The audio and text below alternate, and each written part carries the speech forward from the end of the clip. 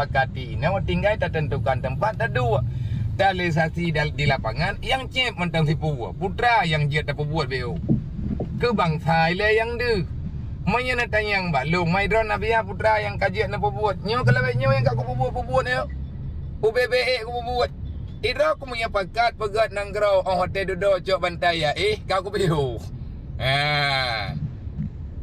ada tamu musyawarah mandum tamu musyawarah teman orangnya bekle saling menyalahkan bono nalang tungo tapu tuha uri yang tidrawa dua ya ce ngatna urun tuha hana tatu so putuha karena mesti drawa hana so tuang asai kadi hana rimuang lain tantang ka hana lagot le hana rimuang neong asai kamu hi gagah uri lain gen ke pesapat urang macam ibi fitnah le uri anjir gak nyan lah macam lah pulan lah kan le buat uronyo so so yang tapakat pegah bah hang getim dengan le salah draw di cheat Maya kata pakat putuha urang yang katuhanya nuronyo tamu rempok balik.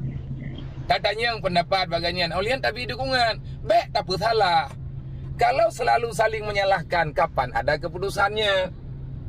Nyole urang nyo petalah urang je, le urang je petalah urang je.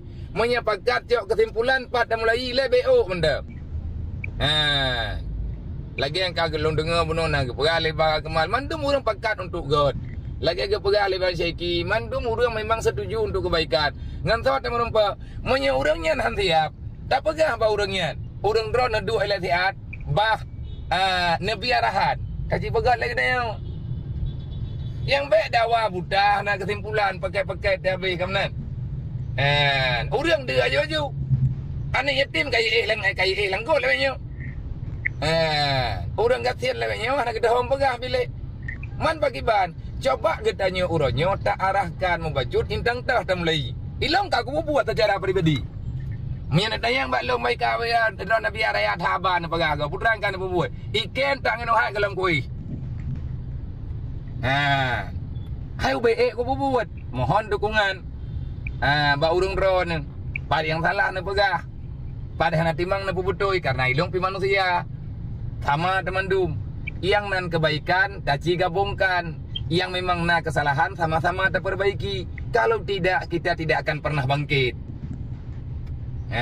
Ilong mana nuraya mo? Yang na dalam pikiran lo, ngan sawa tam dua tak pegah apa putra yang dia tak buat ile bedeh ke rakyat. Hai katro bat tingkai ku apa sapat peng oribe lang kampung ku ya pegah rumah ni yatim yang karubah. Yang tambah dengan ke hana patah musyawarah. Kan hana pemerintah. Nah, mandum nah. Tapi kita semuanya punya kekuatan yang terbatas.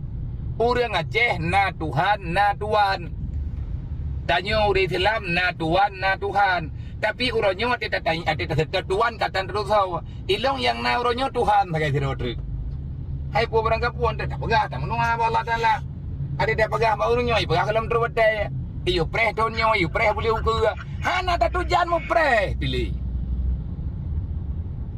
Ya, menai le lebih wallahu alam.